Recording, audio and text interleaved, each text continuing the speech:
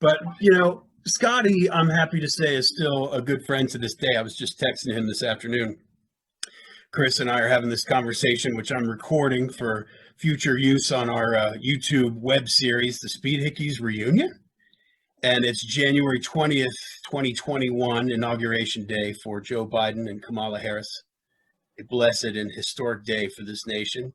But yeah, Scotty fucked my girlfriend, so we needed a new singer. And we were jamming in Scotty's basement, so we needed a rehearsal space. We had to find a new place to play. Yeah, and where did we go? I don't know. Did we go to my basement? More than once we did, because yeah.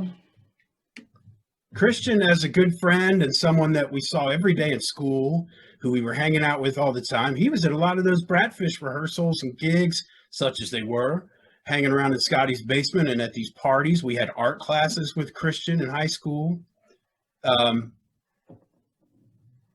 not sure, once things happened the way they did with Scotty and I decided it was time for us to get a different singer, I think it was really at the peak of our interest in that jockey club scene and punk rock. And we were going to break away from playing these cover tunes. We weren't going to be playing the fucking Beatles anymore. We weren't playing Steppenwolf anymore.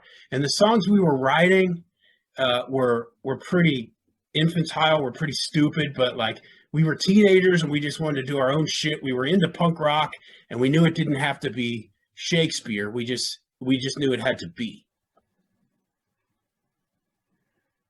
Yeah, and you showed me, which is still one of my favorite songs ever, Ain't Got None.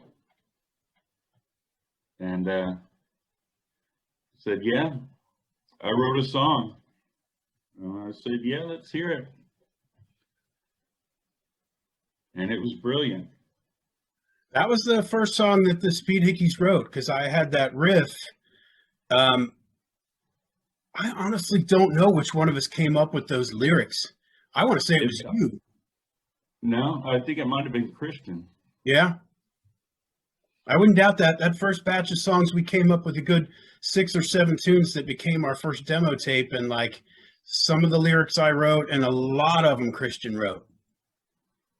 Yeah. The blame for Mustard lies on him for as far as lyrics goes. That was all him, because yellow is his favorite color to this day. So Mustard was all his doing, but Ain't Got None.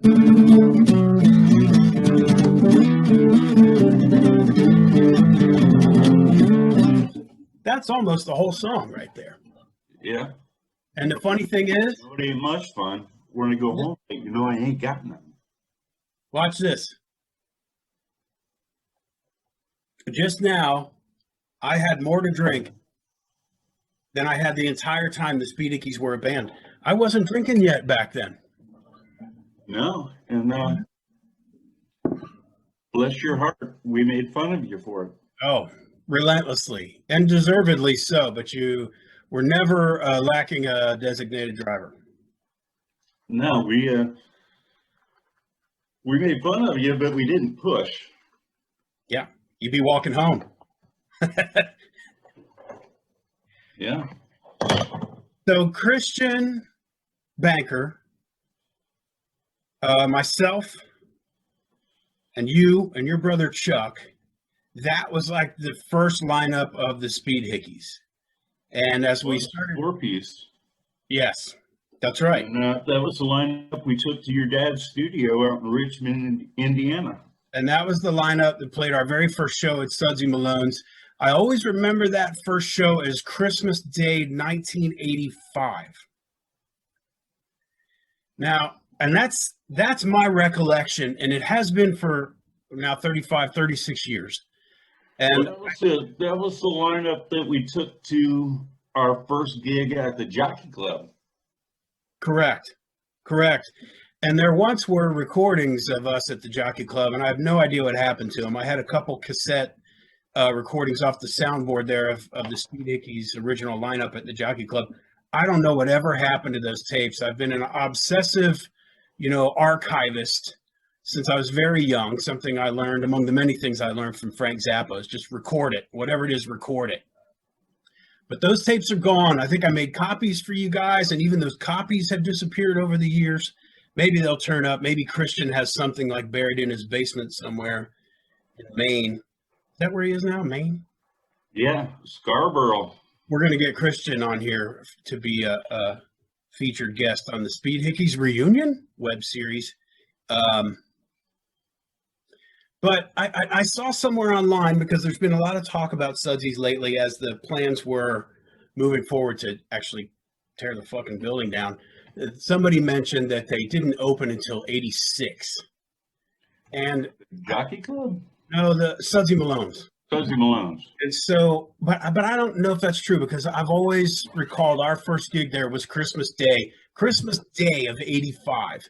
And I'm sure because we were just a new band looking for any gig we could get, this was obviously our first gig. No one wants to play on fucking Christmas Day. Yeah, we had a crate 4-channel PA. I know because me and Scotty Burchett went in on it together. With the like gray kind of flannel speakers. Yeah, it was like some heavy duty burlap, feltish kind of gray. Yeah. And you couldn't kill them. Those speakers, you could drop them off a building. One of them was still alive when I left the 4-channel and one speaker out in Colorado when I moved back here in 07. Still hanging in there. Even that would have been 31 years after the fact. No. Yeah. Something like that. God only knows where that other speaker went. I distinctly remember, though it was many, many years ago, what I can recall about that very first gig at Sudsy Malone's. I found out later the man's name was John Schofie, and he's still around, although I don't think he lives in Cincinnati anymore.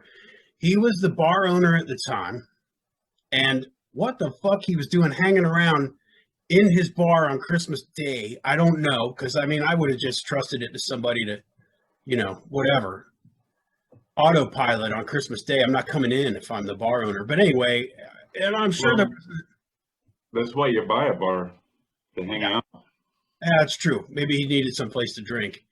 But I remember all throughout our set, this guy, before I even really knew his name or what his deal was stomping around in front of the stage telling us to turn it down. Like every song, turn it down. Like we were so fucking loud or something. And I know that we would just kind of like look at each other and snicker, like, what the fuck is this?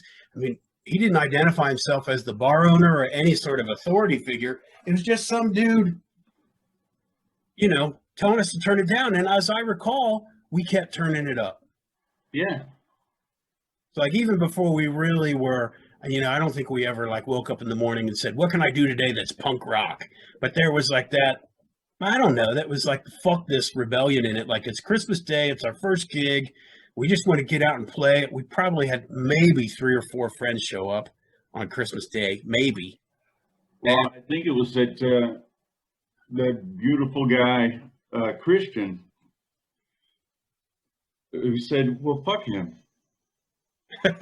And I doubt if he used those words because he's not that kind of guy. Yeah, he's probably never said those words, but point taken. And I think even then we were just, you know, the vibe was fuck it, let's have fun. And I mean, what's this guy going to do? Pull the plug? When we were in Bradfish playing those parties, we'd had the plug pulled on us many times. This guy wasn't going to pull anything that we hadn't experienced before. I just remember thinking it was kind of funny. And in response to his demands that we turn it down, we kept turning it up.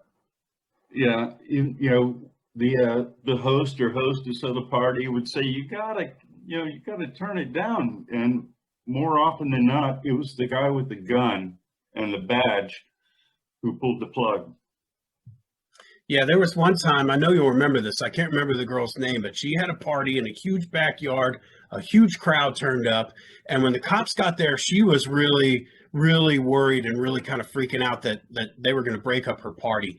So she would go over to the bass amp and unplug you because the cop showed up in the middle of Day Tripper. And she would come over and unplug your bass amp, and I was still plugged in. So I go, and then she'd come over and unplug my amp while you were plugging back in, and you would go, and then she'd come over and unplug my amp. And this kind of comedy of errors went on for a while. I do have a recording of that. I think that was our biggest hit of the night too. Yeah. I can't remember her name. And we were already, yeah, I know.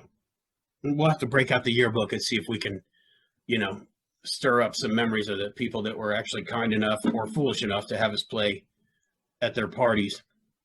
But we were already enough into we already knew these recordings of the replacements getting broken up. This is the Minneapolis police. The party is over.